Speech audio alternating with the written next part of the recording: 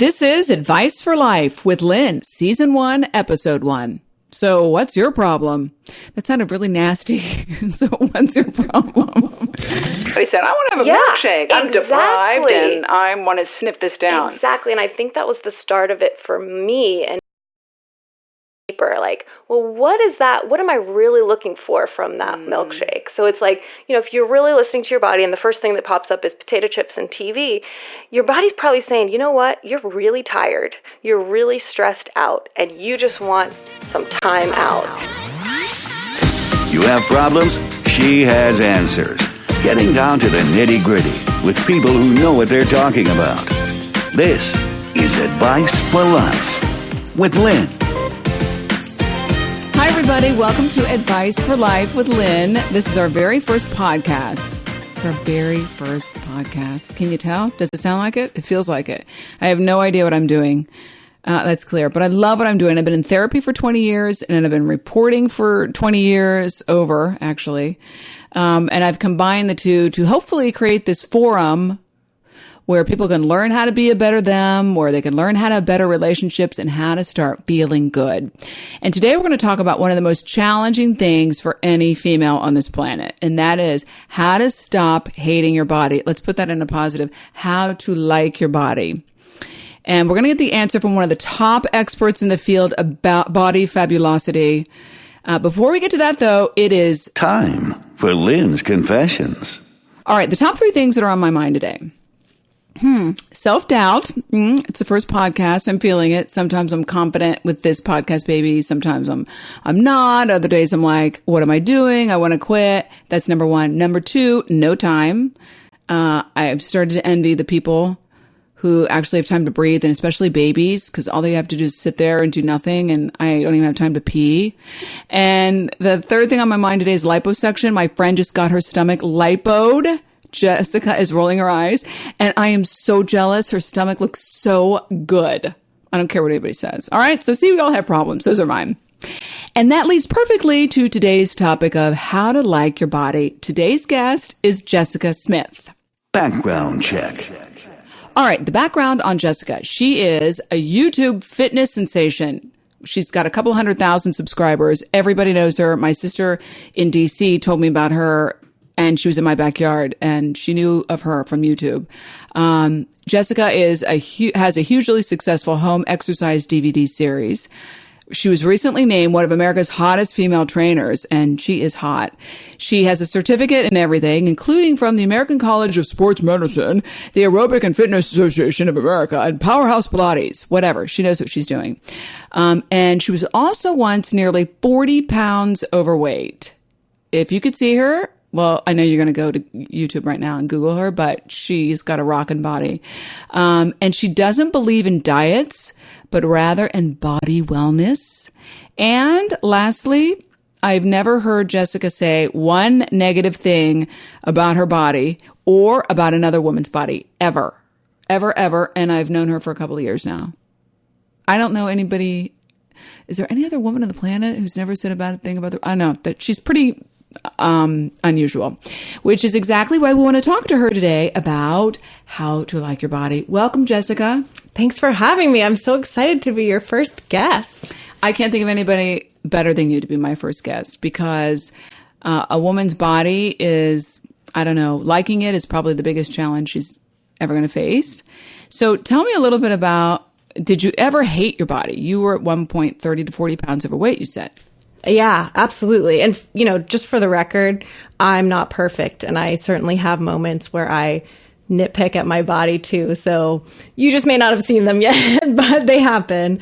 But certainly it happened a lot more when I was struggling with my weight. And I think it's something that a lot of women deal with. It's like when you want to change something about your body, the self-talk becomes so negative, and then all you focus on is everything that's wrong. And I really believe that the more what you focus on expands. So if you're constantly, this is too fat, this is too big, it starts to expand literally. And that's what happened to me. So I was really trying to lose weight and I would hyper focus on it. And I put myself on all these crazy diets and I tried all these crazy exercise plans, and I would lose weight at first. And then it just got to be so stressful and so much work and so much pain that I would give up, I would binge eat, and then I would gain all the weight back I'd lost and a few more pounds. So it was this constant roller coaster ride of I'm either good or I'm bad, or I'm doing the right thing, or this leads to this cycle of self-hate almost. You're just constantly focused on all the things you don't like about yourself, and then you just punish yourself almost with this strict diet or strict exercise plan, or both a lot of the times. And it's just so defeating. It just makes you feel so deflated about yourself. And then we start kind of tying our self-worth into how we're looking. And it's just this vicious cycle. So, while I'm certainly not perfect today, I've really think I've come a long way since that journey. And people always ask me, what did you do to lose it? And did it happen? And, how long did it take you? And it was a long process. It's still a process. Take me to the, okay, so you're 40 pounds overweight. What was the shift? So you're binging, you're starving, you're really working out obsessively probably, and then stopping. What was the shift? One day, what happened? We live in Florida. It's super hot. It was summertime. And I had just gotten home, and I had gotten in this cycle where I would kind of starve myself in the first half of the day. So by the time I got home, I just wanted to eat everything in sight, particularly high sugar, high fat foods. So normally what I would do is once I was home and no one could see me, I would go in and make some sort of, milkshake or something that was super high fat. And I would eat it. And it, in the moment you feel good, right? You're like, oh, that's because your body's like, I need calories, I need nutrients. And it doesn't know the difference between ice cream or, vegetables. It's just craving some energy. So in the moment I feel good. And then after that, I'd feel horrible. So that day I thought, you know what? I'm going to try something different today. Just going to take 10 minutes and go outside on that stationary bike that my dad had from like 1974. It was so rusty. I still remember the sound it would make when I pedaled it. So I just made this deal with myself. I'm going to get on that for 10 minutes. And if after those 10 minutes, I still want that ice cream, I will go eat it, but I'm going to pedal first. So I went out there, and let me tell you, those 10 minutes were excruciating. It was probably 100 degrees. I'm dripping in sweat. I think I brought a People magazine with me to read to distract myself at the time. I made it through the 10 minutes. And it was enough of an endorphin high to make me feel good. I was looking for that with the food, and I found it with just those 10 minutes of exercise. I didn't have to go crazy. And that kind of triggered a little aha moment, like, oh, okay, I don't have to always turn to food to make myself feel better. So then I'm still hungry, but maybe I'm going to make a better choice now. So I don't remember what I ate, but I ate something a little healthier. And it was just those small little mental shifts. Don't get me wrong, I still eat ice cream today. I still ate it while I was losing weight, but it was just shifting between, trying to fill that void with food and finding other ways to make myself feel better. And it was just a small step-by-step journey. Almost sounds like, maybe this is extreme, but almost like an addiction where it's habitual. Absolutely. Like, emotion eating. But Absolutely. You were hungry. I was. And you were depriving yourself. Yes. And, I really do believe I have an emotional eating tendency, and I know that about myself. Most women do. Most women do. I think we do. And a lot of things influence our choices with food. We're hormonal. We're very emotional beings. Not to say that men don't go through things like that too, but I think, women tend to do that a lot as well. And I think we're more likely to beat ourselves up over it mentally, and we just internalize it. And then instead of, I ate something that wasn't maybe the best for me, it becomes, I'm a bad person. How dare I do that? Absolutely. What you said just a few seconds ago that you're not perfect. No, so absolutely not. Tell me exactly in your body what you think is not perfect. I don't believe that there is a level of perfection for anyone. Like, what are some of the things you don't like? Or that you're practicing on accepting. Yeah, would I like to be younger and have tighter skin again? Would I like my rear to be a little perkier? Yeah. Would I like my abs to be a little more, cut? Sure. Do I know what I need to do to get those things? Yes. And I'm not willing to do them. So to me, it's just learning to accept what I'm willing to do to get the result that I want, because I know what it takes to get six-pack abs, especially for my body type. And I'm not a happy person when I do that. What does it take? It's a lot of dieting. It's zero carbs. It's, frequent meal planning and having everything measured out and, high intensity cardio and lots of weight training. And it just doesn't make me feel good. So I've found the trade-off that works for me. And now I've found what really feels like a good balance for my body. And a good balance to me means I can have ice cream or I can have chocolate when I want it, not beat myself up for it. And if I don't have six-pack abs, that's okay with me. And thankfully, my husband doesn't mind it either. So it's not that you don't like certain parts of your body. You're saying there are certain parts of your body that you are accepting in exchange for being more relaxed maybe around food. Absolutely. Because, if you have a certain ideal for yourself and you really want to live up to that ideal, can you get there? Absolutely. And a lot of people do. What I've seen, though, is when they get there, it's very hard to maintain it because it's a lot of work. These fitness models don't look like that year round. They are constantly in these cycles because it's so much work, before competitions and all this stuff. If you talk to somebody that does those kind of competitions, they'll tell you. I mean, it's their full-time job. They are working hard for it. And to me, there's other things that I want to spend my time and energy on. I want to be the healthiest I can be. I want to be the happiest I can be. I want to be the most fit I can be. And to me, that involves enjoying some treats now and then and not slaving away in the gym for hours. So I'm looking at you and people listening will go see what your body looks like, but you've got what I would view as one of the healthiest bodies. You're toned, you're fit, you're, a perfect weight. You don't have bulging. Like when I would take some of your classes, I was like, oh my God, this girl, how does she do all this stuff? You're like, I don't know what those moves were called, but you were doing it looked like when you put your butt in the air, what is that called? Probably a dive bomber. Maybe, yeah. And you don't have these bulging muscles, but you're long and lean, I guess. How does a woman look like you?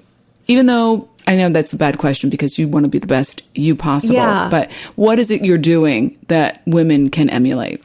Well, first of all, I think what's really important to make a distinction here is that you and I will never look exactly the same because we have different parents. We have different genetics. We're different heights. We're different builds. So I think one of the things we do is we say, well, I want to look just like her. Mm-hmm. And so we, think, oh, I'm going to follow her plan. I'm going to eat like she does. And then, months down the road, well, I still don't look like her. We're not going to look the same because we're not the same people. And I think that's the beauty of it is that we are all so different that we really need to learn to embrace what our natural, God-given bodies look like. And so how do we do that? that? How do we embrace our natural God-given bodies? I think one of the first things that you can do is start listening to your body. We so are, we've got more technology than ever telling us about what's happening with our bodies, but I think it's creating more and more of a divide between our actual internal cues and what the feedback is telling us. You can wear a tracker that tells you everything from how much you slept, how many steps you took, how many calories you burned today, how many calories you ate. I see a lot of people getting super frustrated because they're like, well, according to my tracker, I'm doing everything right, but I'm still not losing weight. You know why? Because I'm a person, mm-hmm. I'm a woman just like that because we're looking for a tool. Yes. So, yes. One of the things you say, which I find phenomenal, when I asked you, what do I need to do to eat to look like you? You don't believe in diets. You said, Lynn, listen to your body. I don't even know what that's like. Right. We don't know how to do that I need to listen anymore. to the tracker because mm-hmm. I don't know how to listen to me. So how do I listen to me? Mm-hmm. And it's hard, especially in the beginning, if you're not doing it. It's like, well, my body's telling me I want to eat potato chips and watch TV all day. So is that what I should do? Right. I mean, and the truth is you got to keep asking the question. So because when you came home starving yourself, your body said, I want to have a milkshake. I'm deprived and I want to sniff this down. Exactly. And I think that was the start of it for me. And my journey was going deeper. Like, well, what is that? What am I really looking for from that milkshake? So it's like, if you're really listening to your body and the first thing that pops up is potato chips and TV, your body's probably saying, you know what? You're really tired. You're really stressed out and you just want some time out, and you want some high fat food that's going to make you feel good in the moment, and you want to just unplug and veg out and watch that TV show. And is there anything wrong with that? Absolutely not. I mean, I think if there's a moment in your life where you just need to do that, that's okay. It's when it becomes a regular habit. Like for me, it was like every day, which is where the 40 pounds came from. But, you know, are you going to put on 40 pounds overnight just from one afternoon of eating potato chips and watching TV? No. But if you're constantly doing that, sure. So, but it's, again, just learning to keep asking yourself those questions. It's like, well, what does this really mean? Why is my body really telling me it wants that? And if you keep going a little bit deeper. That takes time. It does. And it doesn't happen overnight. And I think one of the biggest challenges and frustrations that I see with people trying to lose weight and get healthy is that we're all looking for that magic fix. We're looking for the pill. We're looking for the diet. We're looking for the formula. And all of the commercials on TV and all the infomercials and the plans promise us that they can give that to us. And what you don't see is that most of those people are paid participants who got paid to lose those 40, 60, 80 pounds to participate in this program. So all you see is their before and after, and you think, well, that person can do it, so I can do it, so let me buy this product. And I think there's so many other layers that you don't see in that. And a lot of those people end up gaining the weight back too. Well, let's get to, I mean, okay, I get what you're saying and I completely agree. So but I still, like, I want to go back to the tracker. I'm like, okay, but so give me 3 pieces of advice, 3 things that I need to do to like my body. I think the first thing you can do is start looking for the positive. You know, I think we just tend to get up in the morning, we put on our clothes, we look in the mirror and we think, oh, I wish this was better. Oh gosh, what's wrong with this? So if you could try an exercise where instead of doing that, look for just one thing that you can say something nice about to yourself. And I think it's so amazing that the way we talk to ourselves, we would never talk to another person that way. But we feel like free to say whatever we want to ourselves. But, you know, if you were looking at yourself as if your friend was looking at you, you know, talk to yourself that way. You know, she might compliment you on your eyes, or, you know, the light that's shining from your face because you're so energetic today or so happy today. You know, it doesn't have to be something like, oh, your waist looks small. Yeah. You know, something positive. Yeah, you know, look for one positive thing that you can acknowledge about yourself. And I think that's a great place to get started. That's great. Number 2? Yeah. So number 2 would probably be starting to ask those questions to your body when you're faced with, you know, the question of what should I eat or what kind of workout should I be doing? You know, tune into what your body's telling you. If you keep asking those questions, you might find that your body's asking you to drink more water or to sleep a little bit more or to eat some broccoli. You know, it's amazing that once you start tuning in and really going deeper, you know, beyond just that surface answer that sort of comes up, that things start flowing a little bit easier and you start to find a better balance for you.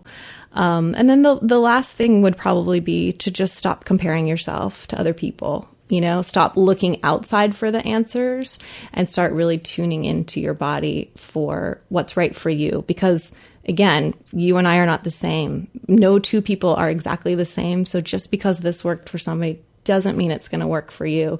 And you might need to try a little bit of all these different things and put your own recipe together to make, you know, the perfect cake for you. I have to talk about cake because I love cake. So just to review. Yes. So the first thing, talk nicely to ourselves. Yeah, just find one positive thing. And compliment yourself on it in the morning. Okay. And number 2, listen to your body, really, like an onion, get underneath it. Yes. Peel away those layers. And 3, what was 3 again? 3 was not to compare yourself to other people. Compare yourself. Yeah, I'm a good host. What was 3 again?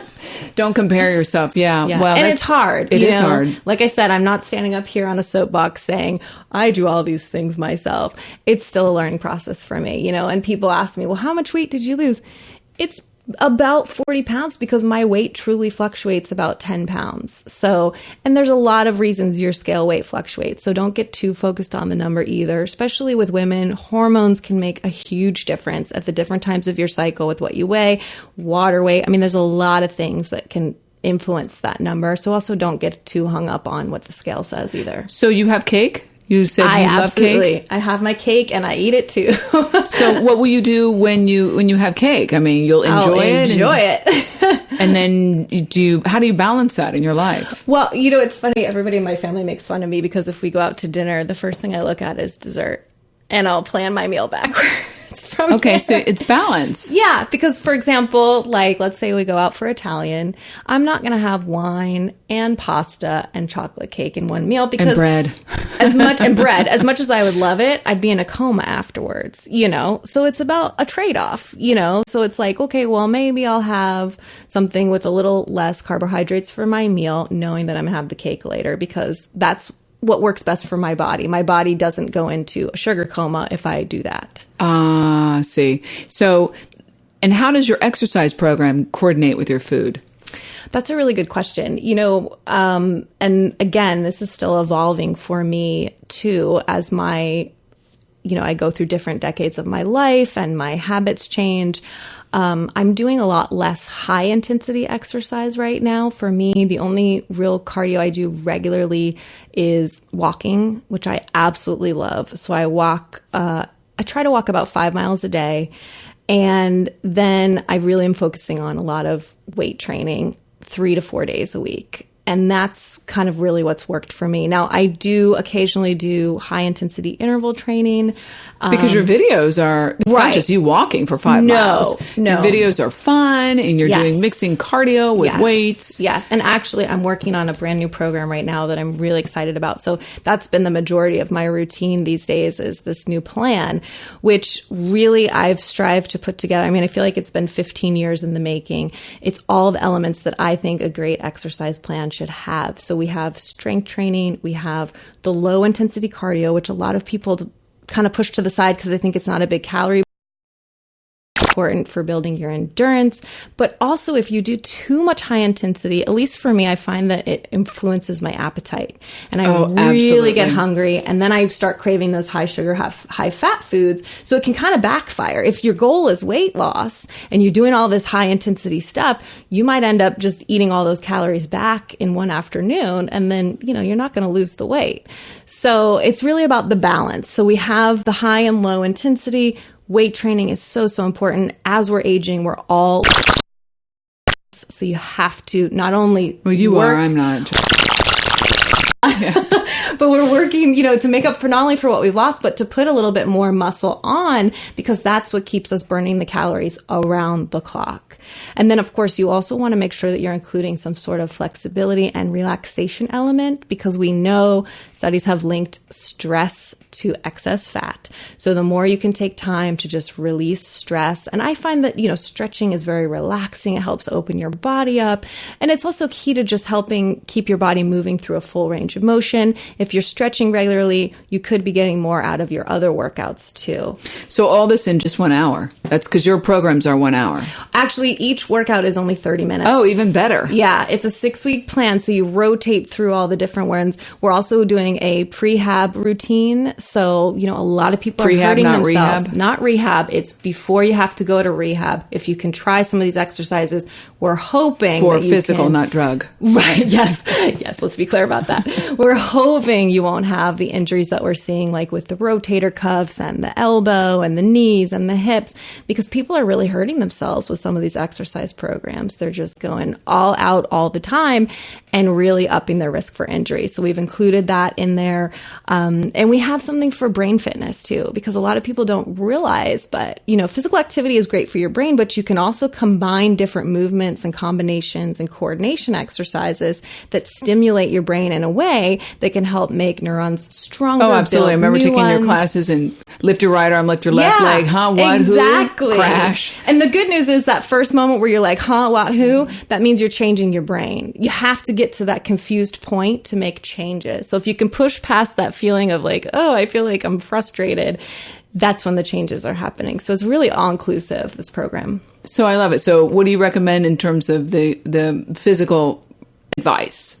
30 minutes is enough? How many times a week? For me, I think that's a sweet spot. I think Everybody can carve out those 30 minutes. And, you could do shorter sometimes, you can do longer sometimes, and it's really about what works for your schedule. But to me, 30 minutes is sort of that magic number because it allows us enough time to do a safe warm up, get a good workout in, and then also have a short cool down and stretch period. Because otherwise, if you get too short, then it's hard to really get in the good workout, but still safely warm up and still have time to cool down appropriately before you have to move on with your day. How many times a week? With this program, you can do it 6 days a week because we're alternating intensity. Right. I do think taking a rest day is good. It can be an active rest day. You could be outside, walking outdoors, gardening, whatever you want to do. But sitting on the couch eating potato chips, feeling sorry for myself. If you need that day, I don't judge anyone. Okay, so before we close, I just want to review because I always need review for me and maybe those who are listening need This is how we learn, repetition. Right? Uh-huh. Okay, so 3 tips of advice from Jessica Smith on how to like your body. I guess I should be writing this down. No, the last one I remember very clearly. Stop comparing yourself. Yes. Say something nice to yourself first thing in the morning. And listen to your body's signals. Listen, peel the onion. Yes. Ask yourself, what am I really feeling when I want to sniff down this beautiful bean burrito in a Taco Bell drive-thru? Okay, that's awesome. And 30 minutes a day with your workout. I mean, it doesn't have to be mine. 5, 6 times a week. I encourage people to find whatever works for them. If my workouts work for you, great. If they don't, no hard feelings. I think there's a workout style for everybody out there. The great thing is we have so many options to choose from that, you just got to find the one that makes you motivated to get up and go. That is true. But, personally, what I like about your workouts is that they're fun. You're not yelling at me. You're not saying, smile, ladies. I cannot stand it when smile. I want to smack somebody. And I don't hear you breathing. What number is that? I can't. I'm sucking air, people. You need to be counting for me. But you're really fun and positive. Thank you. Super positive. You. I mean, I just think life is hard enough. Workouts should be fun. And you're fun. Thank you. Thank you so much for being our very first guest. I'm so excited. What a great topic. I really hope that your listeners and I hope you come back from because we still need more of Jessica. I would love to come back. I'd be honored. You can find Jessica Smith at jessicasmithtv.com. You can find her on YouTube and Instagram, Facebook. Am I forgetting anything else? I think that's everything. On Amazon, my DVDs are on Amazon. Amazon, yeah. Awesome. A lot of my friends love her DVDs. All right. So to sum it up, today's advice for life for Lynn, by Lynn, for me, who am I? So to sum it up, today's advice for life, treat your body as well as you would treat your boyfriend. Listen to it and love it. All right. For more on all of this, go to my website at adviceforlifewithlynn.com. It's so pretty. I want you to see it. You can also check out my blog. It's got some great stuff on exactly what we've been talking about. And submit your questions to adviceforlifewithlynn.com. Sign up for my free email, and you're going to get the latest tips and advice. And rate my podcast on iTunes. Tell me what you think. Tell me how I'm doing on the very first thing that I just did. That would be a podcast, Lynn. Look, I don't even know what it's called. Thanks for listening. See you next time. And remember, there is nothing we can't talk about.